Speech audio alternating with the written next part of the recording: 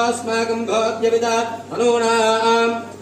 समर्पयामि हस्तयोः अर्घ्यं समर्पयामि पादयोः पाद्यं